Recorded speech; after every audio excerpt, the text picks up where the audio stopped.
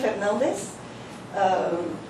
No sé si es necesario presentarlo, pero lo voy a hacer de cualquier modo. El doctor Jorge Bustamante es doctor en Sociología y Ciencias Políticas por la Universidad de Notre Dame, del Sistema Nacional Investigador en México. Ha impartido cátedra en su alma mater, en la Universidad de Texas en Austin, en la Universidad de California en Riverside, en el Colegio de México, en el Instituto de Etudes Politiques de París y en la Facultad de Ciencias Políticas y Sociales de la Universidad Nacional Autónoma de México. Fue fundador y director del Colegio de la Frontera Norte desde 1982 hasta 1998 fue el presidente. Ha sido miembro de la Junta Directiva de la Universidad Autónoma Metropolitana. En 1995 fue nombrado corresponsal del Sistema de Información y Estudio Continuo de las Migraciones Internacionales de la Organización para la Cooperación y el Desarrollo Económico, la OCDE, con sede en París, lugar que ocupó durante 10 años. De 2005 a 2011 fue relator especial de la ONU para los Derechos Humanos de los Migrantes. Es miembro del Consejo Consultivo de Ciencias de la Presidencia de la República. Fue cónsul honorario de Japón en Baja California. Ha publicado más de 200 trabajos sobre las migraciones internacionales, derechos humanos y cuestiones fronterizas para revistas de Alemania, Francia, Estados Unidos, España, Venezuela, Japón, Italia y México. Entonces tenemos el gran gusto de escuchar su presentación.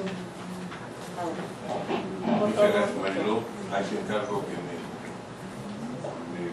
hagas consciente de que pasa el tiempo. Agradezco mucho la invitación para este evento en el que el Colegio de la Frontera Norte ha dedicado mucha producción, mucha atención y mucha crítica. El concepto de diversidad y migración es algo que debemos entender de una manera dialéctica, porque al concepto de cultura y de diversidad se le oponen de una forma dialéctica conceptos que combaten la diversidad y la cultura, como son aquellos que se refieren al racismo, que se refieren a los prejuicios y que se refieren a la discriminación.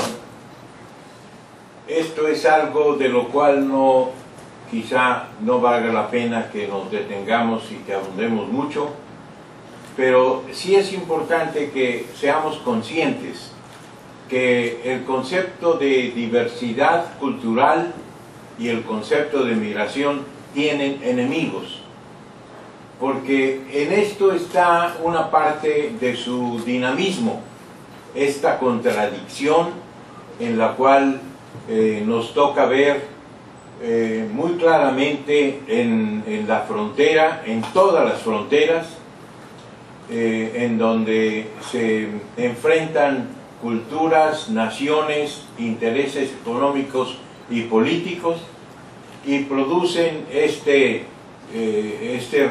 resultado de esta contradicción que se manifiesta en conductas discriminatorias. Y yo creo que lo importante es que en esta reunión enfaticemos la parte de esa dialéctica que nos conduce a algo constructivo de una visión de futuro. Creo que celebrar un evento que aluda a la diversidad cultural, esta ciudad es muy propicia, es una arena en donde aquí en Tijuana vivimos cotidianamente estos elementos de una diversidad, no solamente de carácter nacional, sino obviamente internacional, porque esto me hace recordar conceptos del doctor Tonatiuh Guillén, que habla de la dificultad de hablar de lo nacional en un fenómeno en el que los mexicanos han traspasado las fronteras y tenemos un porcentaje arriba del 10% de la población mexicana viviendo en Estados Unidos. Estos son ciudadanos mexicanos que tienen derechos que deben de ser respetados, promocionados y cumplidos por el Estado mexicano, y que no vemos que esto sea hecho de una manera eficaz, porque no hay un conocimiento en México en particular, no hay un conocimiento de la historia de estas migraciones, de lo que representa que tantos mexicanos, hermanos, vivan en otro país diferente del que los vio nacer, y que en este contexto haya fenómenos que requieren de un estudio constante por su dinamismo. Lo que podemos hablar de la migración a la que se refirió Manuel Gamio, con una visión tan extraordinaria propia de un antropólogo que vio a los migrantes como transportadores de cultura, y esto lo evidenció en la manera en cómo él se refirió y estudió el folclore de cómo era transportado de México a Estados Unidos y cómo esto provocaba no solamente expresiones culturales en corridos, en poemas, en literatura, que él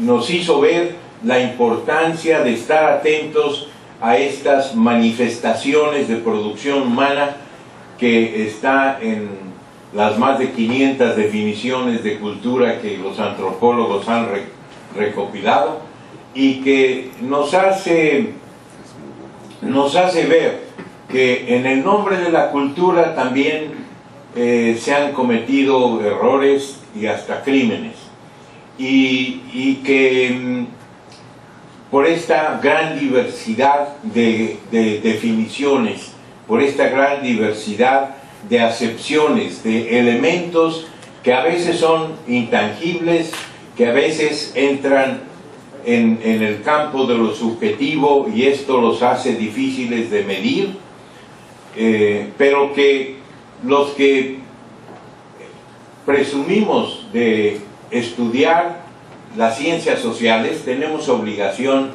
de conceptualizar para poderlos entender mejor, y ciertamente para buscar un enfoque científico que nos permita entender con rigurosidad qué quiere decir eso de diversidad cultural. Tijuana es eso, es diversidad cultural. En esta ciudad se hablan cotidianamente en los hogares de Tijuana idiomas que van mucho más allá del español. Aquí recibimos ciertamente más de una docena de originarios de otras partes del país, donde se hablan todos los días, cotidianamente, idiomas diferentes al español. Ciertamente los que más abundan aquí en Tijuana son aquellos que vienen de Oaxaca, el mixteco sobre todo, el zapoteco, ciertamente, idioma que ahora ha preocupado a muchos antropólogos por sus tendencias a desaparición generacional, pero que en Tijuana se sigue hablando en conjunción con otros idiomas que a veces producen una migración de mexicanos monolingües que hablan un idioma originario en México y que no es el español, y que hablan de zapoteco a inglés si se convierten en bilingües de una manera muy particular, igualmente de otros idiomas originarios en México. Esto es algo que habla en sí mismo de la diversidad cultural, pero esto es algo que nos obliga a tener una visión muy amplia, una visión de gran espectro, de tal manera que podamos entender no solamente las diferencias, sino aquello que nos hace comunes, aquello que está en el carácter de los seres humanos, particularmente la dignidad del ser humano. Esto es un elemento de la cultura, y esto es un elemento dialécticamente también de su oponente, que es la discriminación. Y en esto es donde podemos entender la gran diversidad. Aquí mismo en nuestro estado habitan más de 100,000 baja californianos de origen indígena que hablan sus idiomas originarios y que luchan en contra de la discriminación y en contra de la explotación, como hemos sido testigos recientemente en las luchas en San Quintín, y donde encontramos a una fuerza laboral mayoritariamente de origen indígena, de origen oaxaqueño, zapotecos, mixtecos y de otras etnias, y que nos habla de una historia de explotación, de discriminación, que también es parte de lo que debemos estudiar cuando nos preocupa la cultura. Aquí en el Colegio de la Frontera Norte nos ha preocupado desde hace muchos años.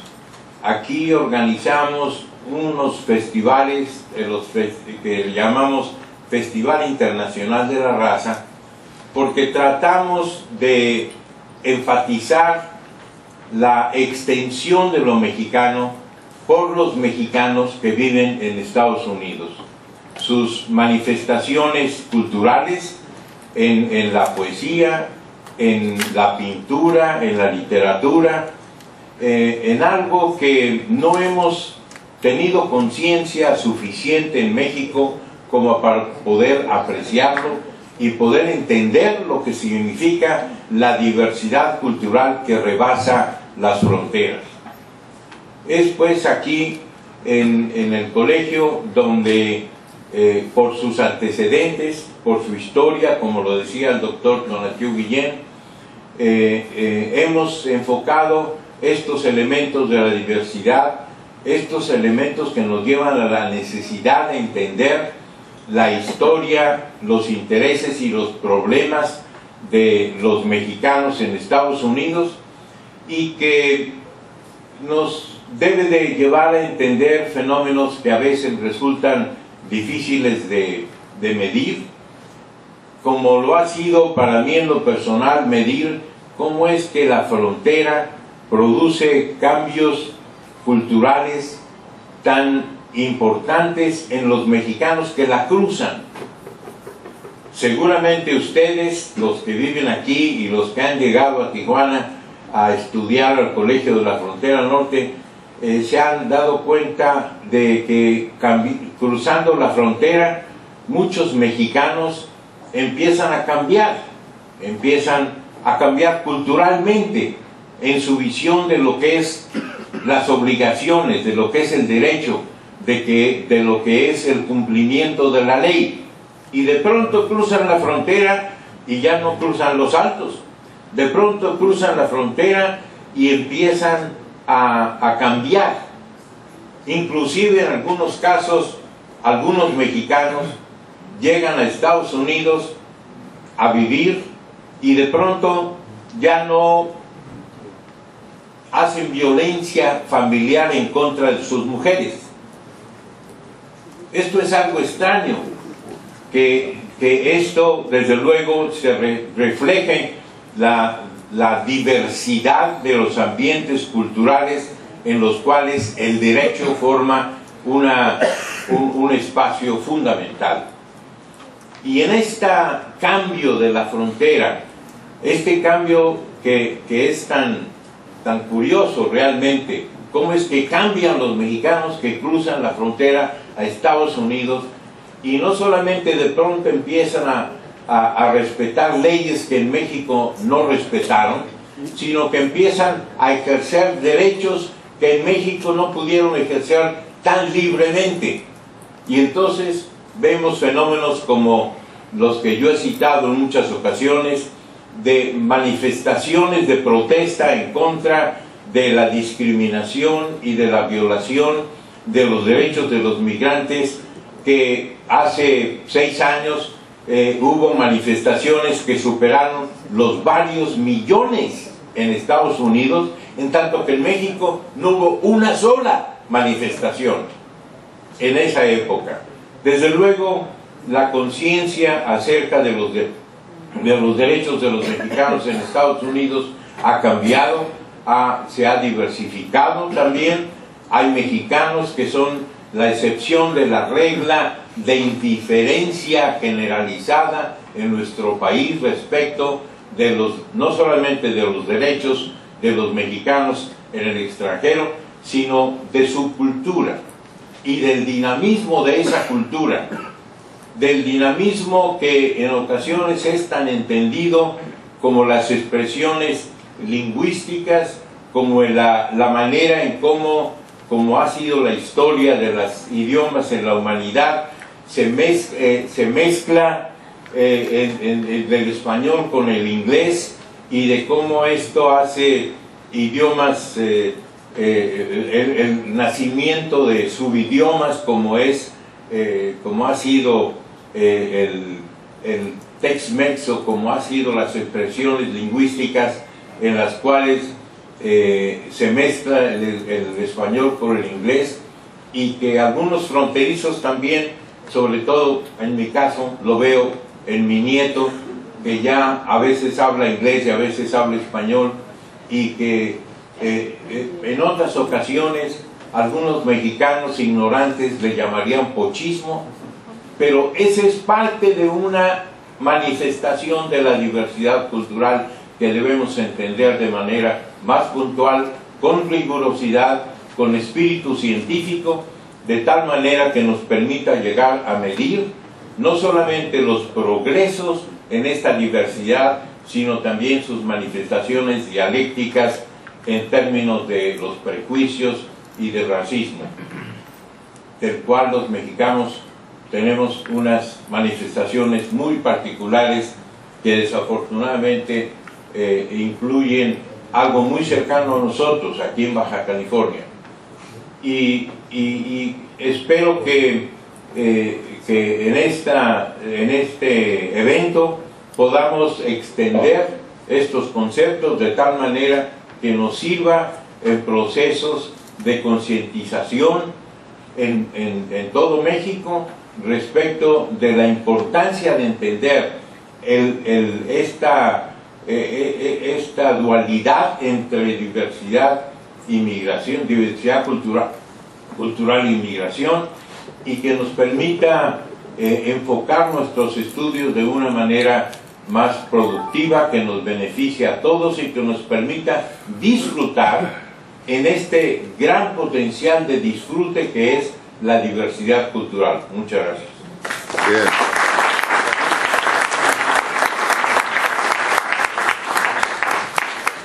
Muchas gracias, doctor Bustamante.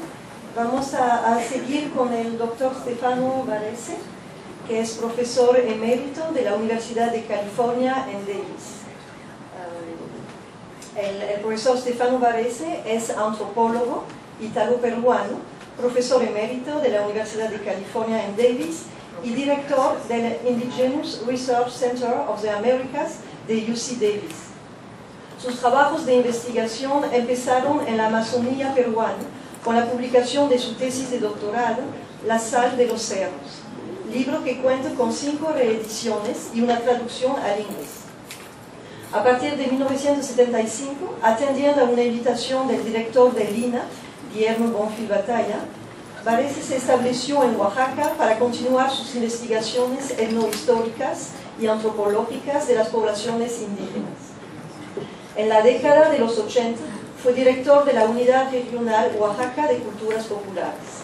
A principios de los 90 se estableció en California, a donde ha sido profesor visitante en UC Berkeley y en la Universidad de Stanford, siendo después nombrado profesor titular del Department of Native American Studies en la Universidad de California, Davis.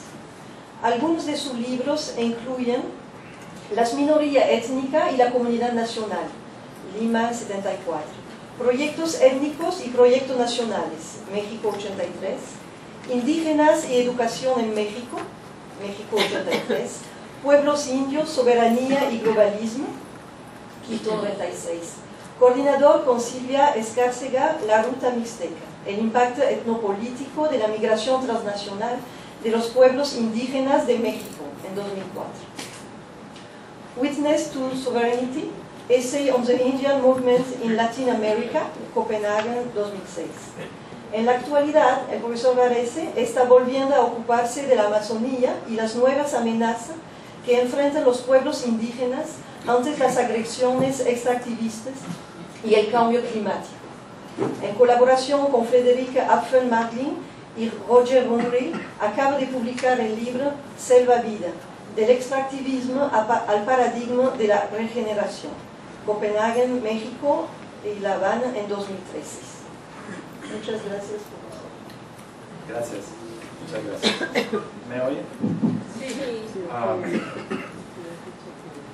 Bueno, en primer lugar quiero agradecer a la UNESCO, su representante, a Compulta, al colegio, a los amigos del colegio del COLEF, al CEAP y también a Baja California, es decir, todos los que han participado de alguna manera en invitarme.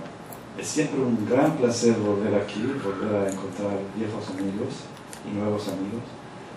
Y tengo que confesar que no preparé una ponencia formal, hice una especie de pastiche, no para la lengua francesa. Agarré algunos textos viejos o no tan viejos y los voy a armar en una improvisación a una voz. Soy antropólogo cultural, empecé en la Amazonía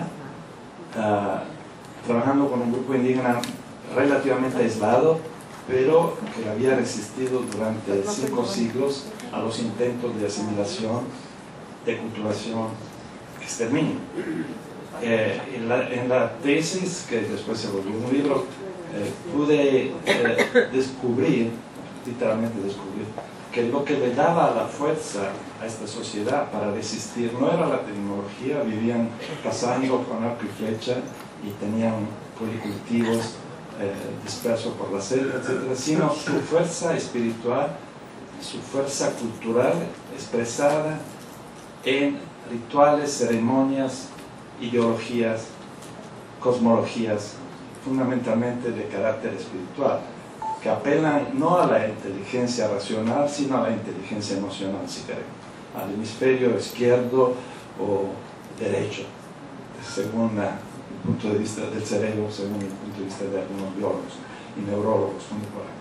Entonces, me embarqué en esa empresa antropológica y en ese momento no tenía ninguna idea de las migraciones, pero tuve la gran suerte de exilarme en México en 1975, huésped de Guillermo Bonfil, quien me cambió la vida como antropólogo, también como humano, porque descubrí que había indígenas que no eran los indígenas amazónicos que yo conocía, sino que eran campesinos con una tradición milenaria de agricultores y con una tradición centenaria de haberse resistido, yo diría milenaria incluso, de haberse resistido en sus comunidades al Estado, el Estado precolombino.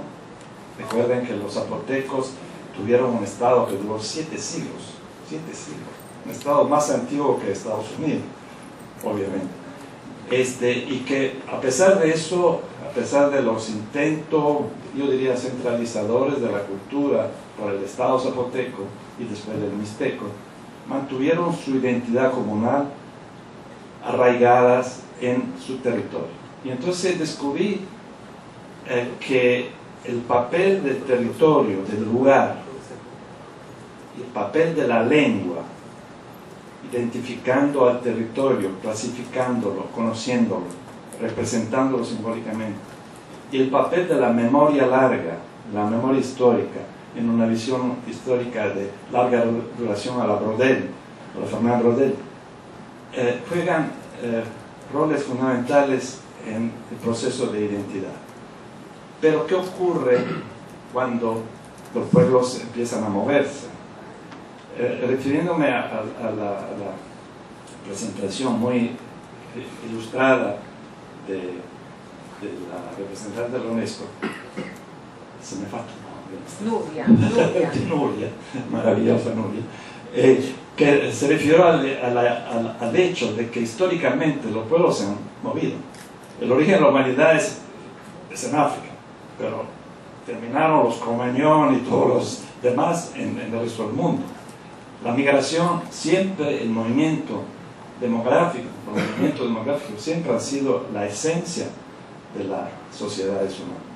Entonces decir que la migración es un fenómeno reciente debido a la expansión del capitalismo salvaje en muchos casos, etc., es no reconocer la larga historia de la humanidad en buscar un lugar, retornar al lugar, encontrar nuevos lugares e identificarse con esos lugares simbólicamente representados, etc. Entonces esto lo descubrí de hecho en México, en Oaxaca, en el sureste de México, donde hay una larguísima tradición de residencia, identificación histórica con el medio, pero también identificación con los movimientos. La analista danesa Dahlgren hace años sostenía que los mixtecos venían de California. Nada menos. Los mixtecos coloniales. Entonces hubo mucho debate de los especialistas en código, dicen no, bla, bla. Pero en la tradición mixtecas más profunda está la noción del movimiento. Y en la tradición aztecas también. Nada. El movimiento es parte, el moverse, ir, buscar, volver, retornar, es parte de la cultura profunda de los pueblos indígenas.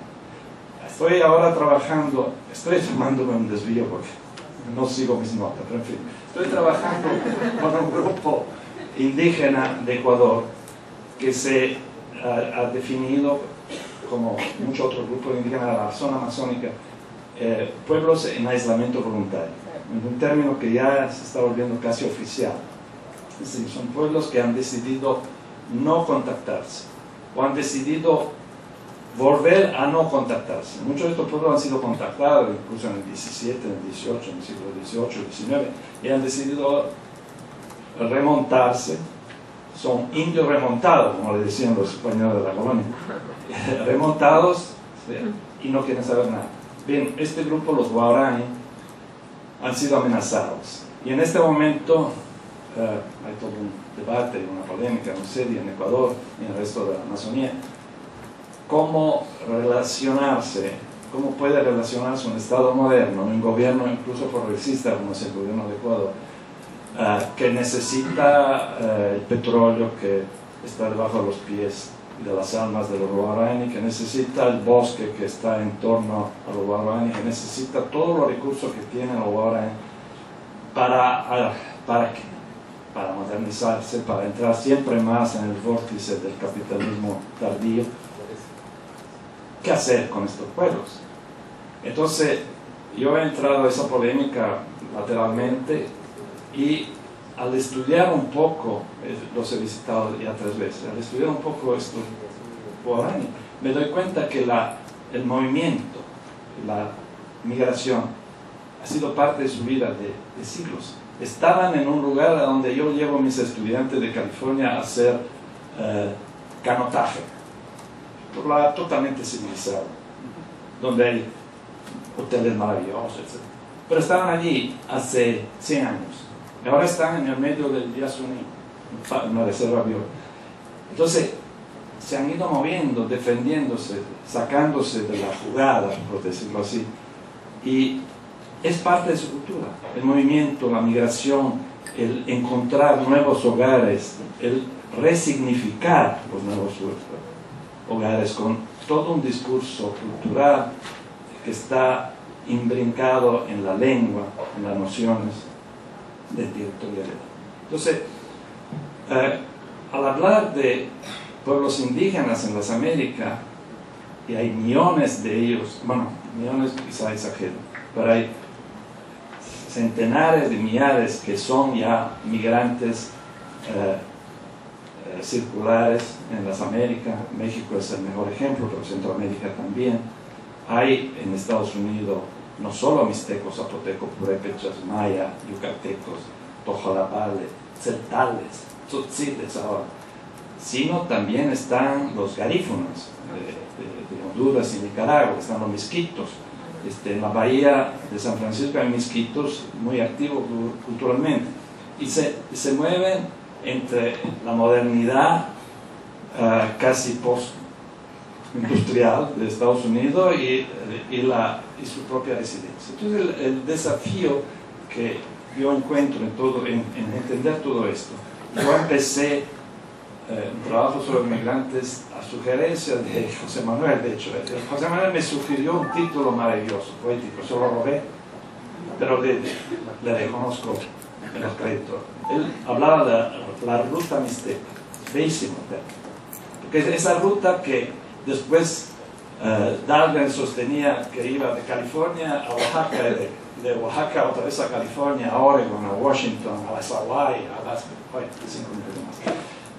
Todo eso me hizo explorar la noción de la reproducción cultural indígena, mexicana, oaxaqueña, en este fenómeno de movimiento y de desterritorialización. Entonces lo que encontré, y para sumarlo de manera muy apurada, es que hay una representación simbólica de la propia territorialidad que está implícita en la lengua, en la ideología, y que se vuelve a reactivar con una serie de, yo la llamaría ceremonias o rituales o episodios temporales, como el jugar la pelota mixteca en Stockton o en Madera, o jugar fútbol ahora, también como se jugaba, o jugar básquet como se jugaba en las comunidades indígenas de Oaxaca. Ustedes saben que las canchas de básquet fueron creadas por la federación cuando iban construyendo carreteras en México. Entonces, con la construcción de la carretera aparece la cancha de básquet y aparece el juego de básquet. Y el juego de básquet se ha etnicizado, porque yo estuve en un parque de Los Ángeles hace años donde había un torneo de básquetbol de todas las comunidades zapotecas de la Sierra Juárez, la Sierra Norte. Y había como 15 comunidades zapotecas compitiendo en pleno Los Ángeles. Me acuerdo que llegó un patrullero del Highway Patrol o sheriff que se quedó, bajó y preguntó qué está pasando. Había como 500, 1000 zapotecos, mixtecos, jugando básquet en medio de Los Ángeles. En un torneo de las comunidades de Oaxaca, no sé, ¿cómo se reconfigura la cultura de un migrante indígena, en este caso de México, del sureste de México, en relación a esos 3 principios que mencionaba: la territorialidad, el lugar, la lengua y la memoria? Entonces, el mundo simbólico se tiene que reconfigurar. Y lo que encontramos, lo que trabajamos con cerca de los indígenas oaxaqueños especialmente, es que ellos no se van de Oaxaca. Vienen aquí, pueden pasar 20 años aquí, pero su idea es volver a donde está el cordón umbilical y la placenta sepultado, enterrado en la tierra de origen. Y la aspiración de todos ellos es regresar. Mi padre fue un migrante de Italia a Perú. Y papá siempre me decía, hasta en sus últimos años me decía, hay que volver a Génova, Stefano. Estábamos en plena sierra peruana, en los Andes, y decía, hay que irnos ya porque hay que llegar a Génova. Papá, es Lima. Ah, sí, perdón. Y mi papá está sepultado en Lima, desafortunadamente. Pero, en fin, todo esto es de una riqueza cultural extrema y requiere de una vuelta copernicana en la manera en que hicimos antropología durante los últimos 50 o 60 años. Y yo creo que la frontera, el colegio, ha empezado esa revolución. Ha empezado la revolución con ustedes, con Bustamante, con José Luis, con Donativo. Y este es el centro de esta revolución cultural. No diría que es antropológica, es más allá de la antropología. Y yo estoy muy honrado de ser parte de esta pequeña y gran revolución, de cómo mirar al siglo XXI en términos de movimientos de población, de reconfiguraciones culturales, que van a ser el futuro de la humanidad, porque ya no hay culturas encerradas en una nacionalidad, en una única tradición, sino en múltiples tradiciones, en múltiples lealtades. Finalmente es la lealtad a la humanidad y al mundo, no es la lealtad a lo mexicano, a lo peruano, a lo italiano, la lealtad fundamental a la humanidad toda. Gracias.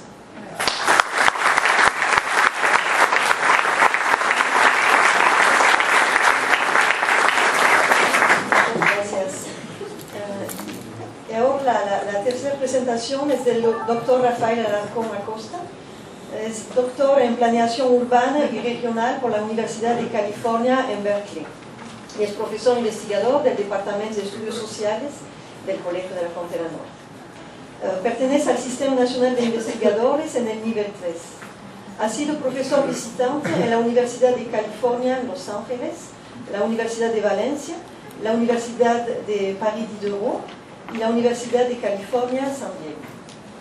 Desde los inicios de la década de los 80, su investigación y publicaciones se han centrado en la migración internacional, desarrollando 3 líneas de investigaciones principales: el análisis del impacto económico y social de la migración en las regiones de origen y destino en México y Estados Unidos, el estudio de la integración de los inmigrantes mexicanos en Estados Unidos y el análisis de la migración calificada. Fue el director y fundador de Migraciones Internacionales, la revista académica publicada aquí por el Colegio de la Frontera Norte. Entre sus publicaciones más recientes está el libro Mudando el Hogar al Norte, trayectorias de integración de los inmigrantes mexicanos en Los Ángeles, México 2012, en coautoría con Luis Escalas y Olga Ollers. Asimismo, es coeditor del libro Recession Without Borders, Mexican Migrants Confront the Economic Downturn, publicada en 2011, con David Scott Fitzgerald y Lea Muse Ordinov. Muchas gracias. Y pues también yo quiero empezar agradeciendo la invitación para estar aquí con ustedes y reflexionar sobre este tema de migración y cultura. Yo tengo que confesar que a lo largo de poco más de 30 años me he dedicado a estudiar la migración internacional, no exactamente la cultura, pero lo que sí me ha pasado en estos 30 años es que he tenido encuentros muy interesantes con la cultura, con la migración, y en este sentido quisiera reflexionar con ustedes sobre estos encuentros.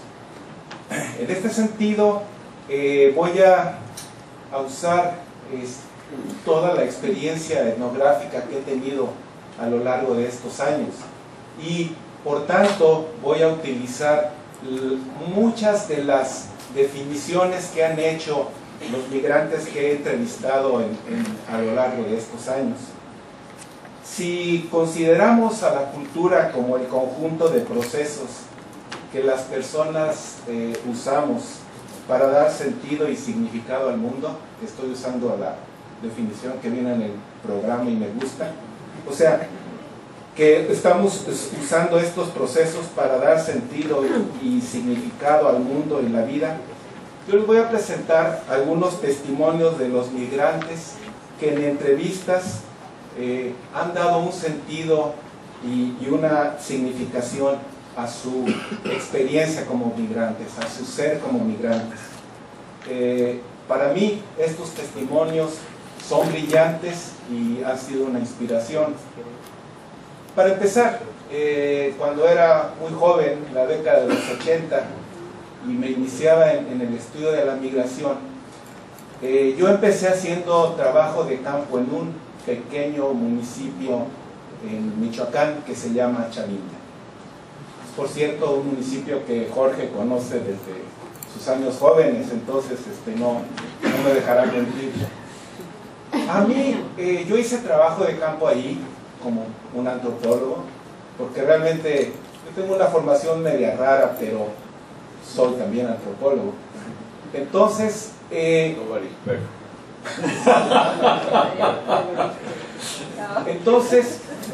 recuerdo una vez que estaba yo hablando con un señor ya de edad, que había sido bracero por muchos años, migrante a Estados Unidos por muchos años. Estaba hablando con él afuera de lo que era la Hacienda de la Soledad en el municipio de Chavinda. Fíjese, nombre emblemático de la hacienda para un municipio de migrantes. Y el señor, estaba yo hablando y de momento él estaba reflexionando sobre la transformación de Chavinda como efecto de la migración después de más de 80 años de tradición migratoria. Y este señor me dice, antes las mujeres lloraban cuando sus esposos se iban al norte, ahora lloran cuando no se van. A mí me pareció esa una definición excelente de captar. Por cierto, el norte, y como lo voy a usar aquí, lo usamos, es Estados Unidos. El norte es este concepto que ha sido usado en el México rural para referirse a Estados Unidos. Entonces, fíjense lo que este señor captó en la migración. Si la migración al principio era un evento aislado de algunas familias, era cuando las mujeres lloraban, ya en la década de los 80, que era el tiempo de la migración circular, muy intensa, ya la migración era cotidiana, era parte de la vida de todas las familias. Entonces era cuando las mujeres lloraban, cuando no se iban, porque los esposos ya no podían enviar remesas, no podía haber una mejora de la vida. Entonces a mí me parece que este señor me definió muy bien cómo la migración se hace parte de la cultura local. Por otro lado, también una colega, una compañera que conocí en UC Berkeley, ella estaba estudiando periodismo, una michoacana, no diré su nombre porque ahora es una famosa periodista en Estados Unidos, pero yo la conocí y me contó que cuando era una niña, sus padres, especialmente su padre, que era de estos migrantes circulares, decidió llevarse a toda la familia. Ella vivía en un pequeño pueblito de Michoacán, aislado, donde ni siquiera había escuela. Entonces traen a mi amiga, cruza por cierto por Tijuana, de manera indocumentada, y la llevan a vivir a un rancho en el condado de Sonoma County, a un ladito de San Francisco. Y entonces la llevan a un rancho, llega y entonces ve que solo hay mexicanos y es un rancho. Y entonces ella pregunta, ¿y esto es el norte? Porque ¿qué diferencia había con estar en Michoacán? Probablemente el pueblito en Michoacán era mejor que el de Sonoma County. Entonces, a mí me parece que estas visiones que tiene la gente son realmente brillantes. Ahora, en otro testimonio sobre la naturaleza del trabajo, sobre la naturaleza del mercado de trabajo.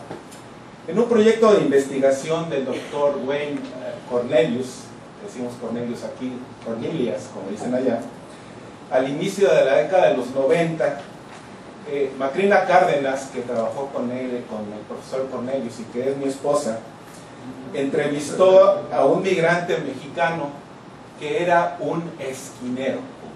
Como ustedes saben, los esquineros son estos trabajadores que piden empleo en las calles, generalmente en las esquinas, y que fundamentalmente cerca de los lugares donde venden materiales de construcción, como el Home Depot.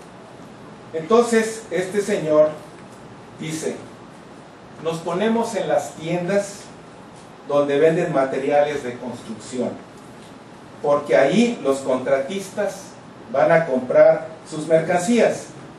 Primero compran cemento, pintura, madera. Al final pasan por nosotros, que somos la última mercancía. Fíjense ustedes, qué fascinante análisis marxista de la fuerza de trabajo. El doctor Bustamante usó un concepto que se llamaba las mercancías migratorias. Bueno, este señor, igual que el profesor Bustamante, llegaron a la misma conclusión. Los migrantes somos mercancía. Otro migrante habló de la famosa teoría que usamos en estudios migratorios de la privación relativa. Un señor al que llamaremos Adrián, que es un migrante entrevistado aquí de Oaxaca. Él dice: yo tomé la decisión de irme a Estados Unidos, la verdad, por ambicioso. Cuando vi que los de mi pueblo que se iban al norte podían tener más cosas y yo también las quería tener. No me conformé en lo que tenía, pues yo no ganaba mal. Fíjese, esta es la teoría de la privación relativa. Cuando en una comunidad más o menos todos los habitantes tienen el mismo nivel de vida, pues no, la migración no es tan importante. Sin embargo, cuando unos empiezan a migrar y empiezan a mejorar su nivel de vida, entonces se genera allí una causa de la migración. Para mí también brillante.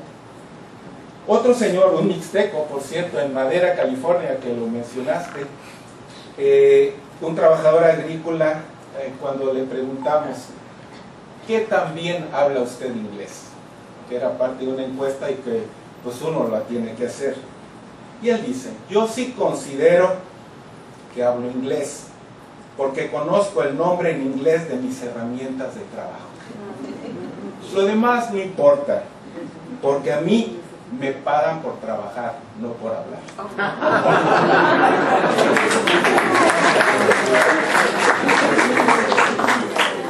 Sobre este mismo tema, Adelaida, este es en el libro que mencionó Marilor, Mudando el Hogar al Norte, que hice en coautoría con el doctor Escala, que está ahí atrás, y la doctora Ogers, Olga Ogers. Y allí Adelaida, una entrevistada de Veracruz, nos dijo también a la pregunta de que qué tan bien hablaba inglés. Ella nos dijo en el 2008: en Los Ángeles es más importante aprender a manejar un carro que aprender inglés. Totalmente de acuerdo. En el mercado de trabajo de las mujeres indocumentadas, que hay que ir a limpiar casas en esa gran metrópoli para desplazarse de un lado a otro, donde por cierto el servicio público, el transporte público es malísimo. Hay un metro que literalmente mide un metro. Entonces se necesita un carro. Luego, si quieren, vemos aquí en el canal Colef, en el YouTube, hay el testimonio de Nancy Landa, que es una joven brillante que fue deportada de Estados Unidos, y ella es la combinación perfecta de una dreamer deportada. Cuando llegó Nancy, una muchacha joven deportada a las 8 de la noche a esta ciudad llamada Tijuana, con tan mala fama, que los que vivimos aquí sabemos que no es cierto, pero que la tiene, peligrosa, la expulsan a las 8 de la noche. Obviamente sus amigas ya la estaban esperando aquí, sus amigas de Los Ángeles. Pero al día siguiente Nancy quiere ir a comprar un teléfono celular para comunicarse con sus parientes, con sus amigos. Y va a comprar un teléfono celular, me imagino en Zona Río. Y entonces como si estuviera en Los Ángeles, donde ella vivía. Pide el teléfono y le dicen, ah, pero me tiene que mostrar su credencial de lector. Y ella pues no sabía lo que era la credencial del lector. No, dice, necesitas una identificación oficial. Pues no tengo ninguna porque me deportaron ayer, ¿no? Y literalmente los indocumentados no tienen documentos. Entonces dice ella, pues no tengo.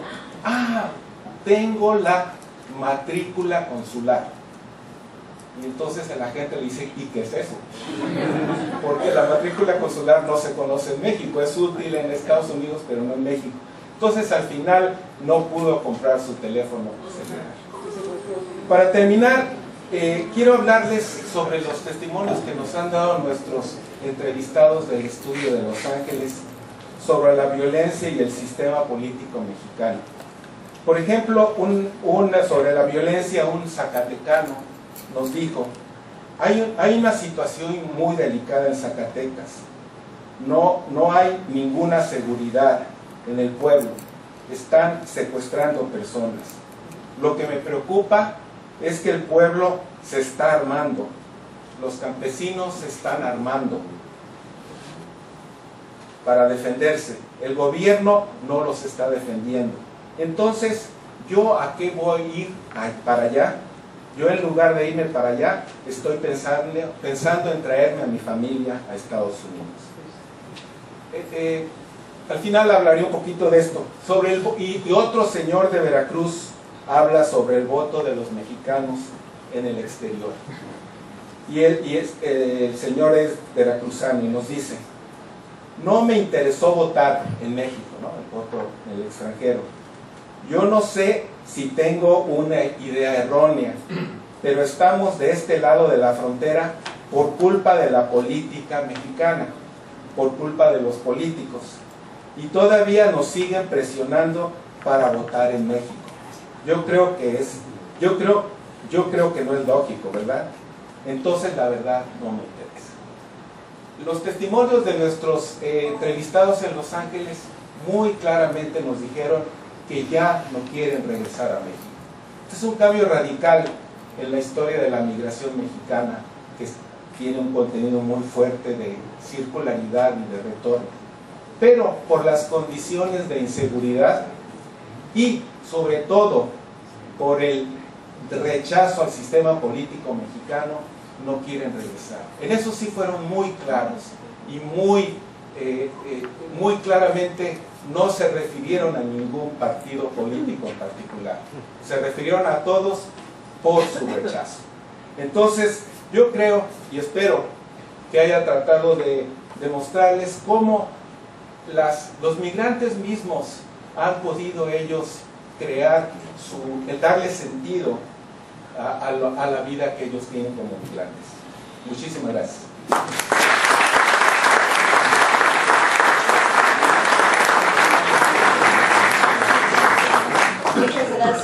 Muchas gracias a los tres por tres muy interesantes presentaciones que nos hicieron viajar, no solo aquí en la frontera y en Estados Unidos también, sino hasta Amazon.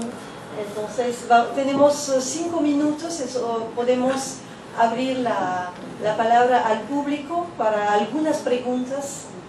Tenemos ese tiempo. Entonces, si hay algunas preguntas o comentarios dentro del público.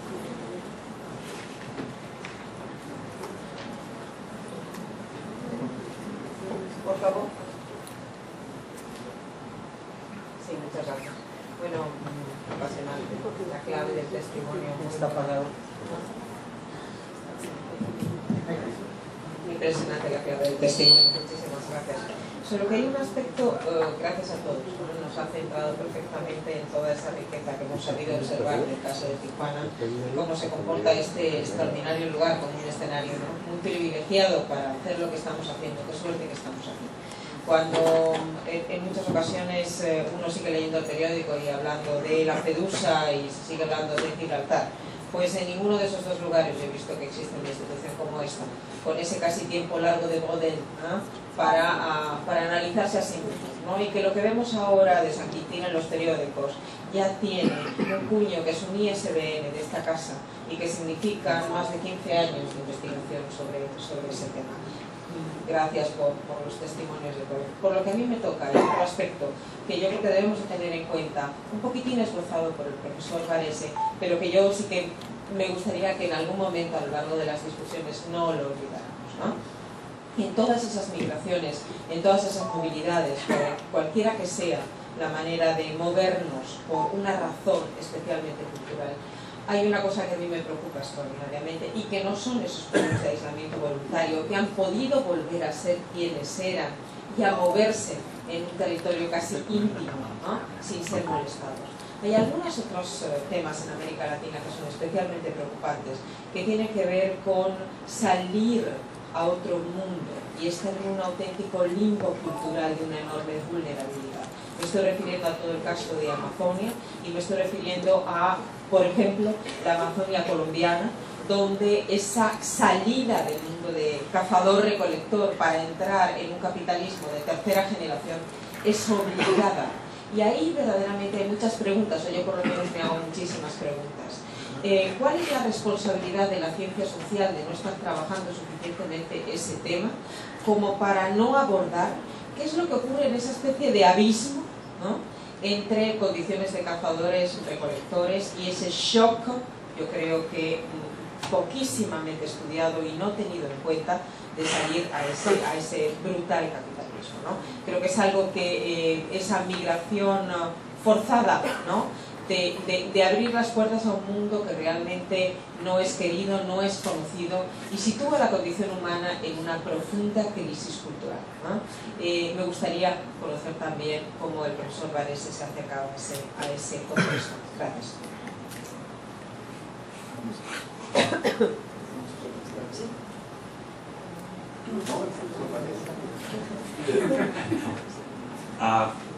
Muy provocadora. Su pregunta.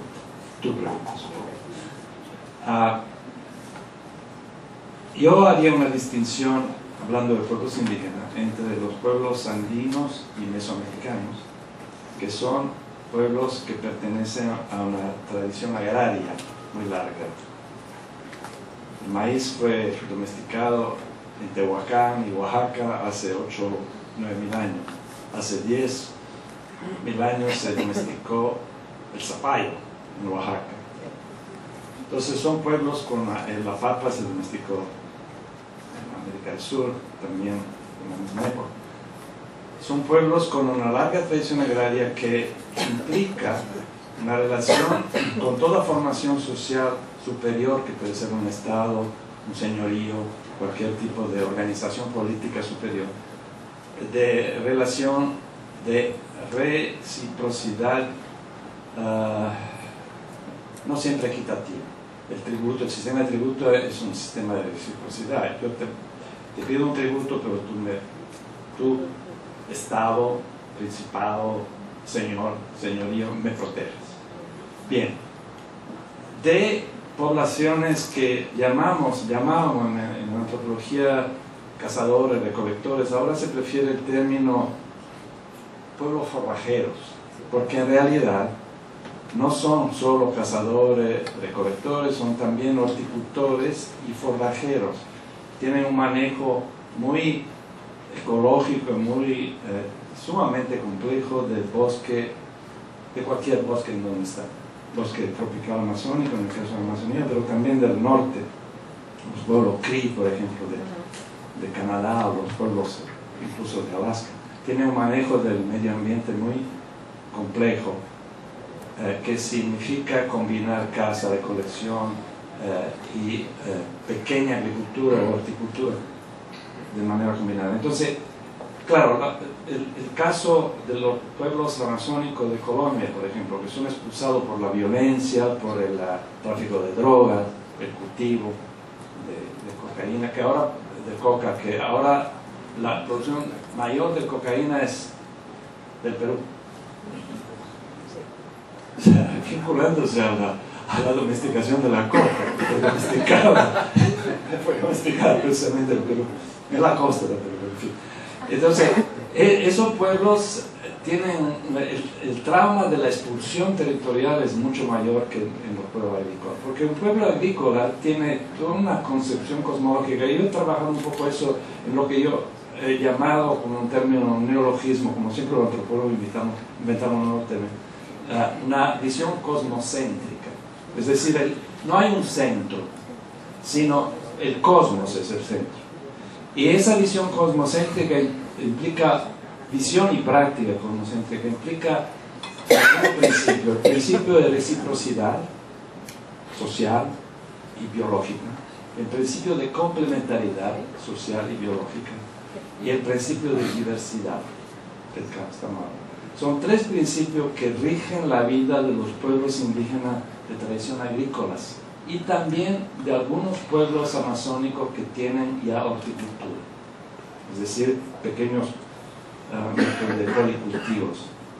Entonces, si yo soy expulsado de mi territorio y vengo de esta tradición que además está en los genes, porque no es solamente algo que se aprende, algo que está en el lenguaje, en la visión del mundo que yo tengo, que me enseñan desde niño, etc. Puedo estar en el medio de Los Ángeles, pero en el fondo, si soy de ese origen rural, mesoamericano, en el fondo tengo implícita de alguna manera esta visión. Entonces, no se explica, por ejemplo, de otra manera, por qué la guelaguetza de Los Ángeles es mucho mayor que la guelaguetza de Oaxaca, que además fue expropiada por los gobiernos de Oaxaca. Los varios gobernadores, para embellecerse, expropian la guelaguetza y la dirigen desde arriba para abajo. En Los Ángeles, los zapotecos, los mixtecos organizan la guelaguetza desde abajo y tienen un éxito. Ahí en Los Ángeles había, hace años cuando se trabajó, había 3 filarmónicas de la Sierra de Oaxaca. Filarmónicas que tienen a veces, no sé, 30, 40 músicos. Y uno de los promotores de cultura popular con el que yo trabajé, me lo encontré en Los Ángeles. Me dijo, maestro, ¿qué haces aquí? Estoy dirigiendo la filarmónica. Entonces, esa manera de reapropiarse y mantener el vínculo con la propia comunidad, la música juega un papel fundamental en Oaxaca, en todos los grupos de Oaxaca. Y llevársela al hombro en otro lugar como Los Ángeles, donde no había ninguna oportunidad de organizar una orquesta filarmónica que toca música oaxaqueña, es lo que le permite reconfigurarse en una identidad ampliada y diversa, pero fundamentalmente mixteca. Y ahí el desafío para mí como filósofo de la cultura, es un término demasiado áulico para mí, pero como pensador sobre la cultura, es ¿por qué ampliar la propia cultura y diversificarla no implica pérdida? Es decir, yo estudié mi primaria y secundaria en italiano y en dialecto, que lo reprimían en Italia, porque después del fascismo Mussolini había sido el gran unificador de la lengua. Mi papá decía, no, es la televisión la que ha unificado el italiano, no fue Mussolini. Entonces, bueno, después emigro a Perú, aprendo el español. Entonces, el español no desplazó al italiano. Mi visión andina, peruano-andina, no desplazó mi visión de genovés y de piemontés. Después me mudo a México, vivo 15 años en México, en Oaxaca. Tengo 2 niños en Oaxaca, oaxaqueños, con pasaporte mexicano, que me ayuda mucho.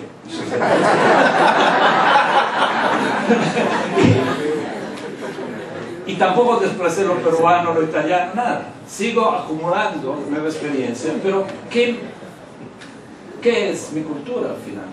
¿Qué es la cultura de un mixteco que va saliendo de San Juan Mixtepec y termina en Oregon, en Washington, en Hawái? Encontré uno en Hawái.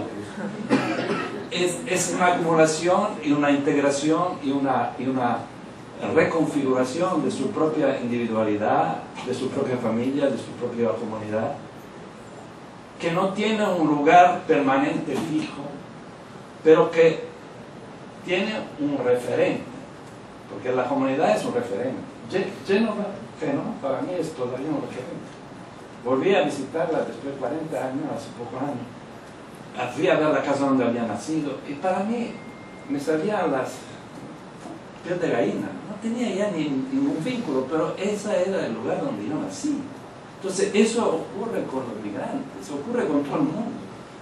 Entonces el desafío es cómo articular en el mundo moderno electrónico, donde podemos vernos con el director de Conaculta a distancia, etcétera, etcétera. Yo hablo con mi esposa que está en el Amazonas ahora, en Face. Vale. Pues como un ojo de la cara.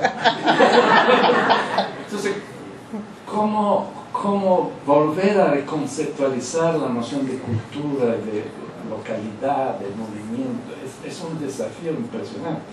Eso y me parece muy bien tomar el desafío a través de la voz y la experiencia de los actores. ¿No? Ese es. No he contestado. Muchas gracias. Creo que ¿quiere comentar algo sí. rápidamente? Y después vamos a seguir, creo, la discusión para no tomar mucho retraso en el programa. En respuesta a esa pregunta tan interesante, yo quiero hacer referencia a una contribución cultural en el Colegio de la Frontera Norte con un término que no aparece en ningún diccionario, pero que es entendido por la comunidad del COLEF, y se refiere a la experiencia de un estudiante, obviamente que viene de otras partes de México, y que se le descubre con una actitud taciturna y se trata después, ¿qué le pasa? Y otros contestan, le dio el tijuanazo.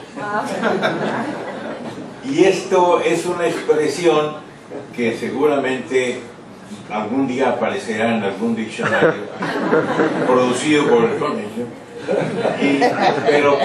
pero que tiene que ver con este fenómeno de migración, de un estudiante que le afecta estar en un nuevo lugar, como es lo que le pasa a tantos migrantes, y que esto le hace tener manifestaciones conductuales que son para motivo de extrañamiento de su entorno social, y que se le define como algo que les ocurre a los estudiantes que vienen de fuera aquí en Tijuana, y le dio el tijuanazo.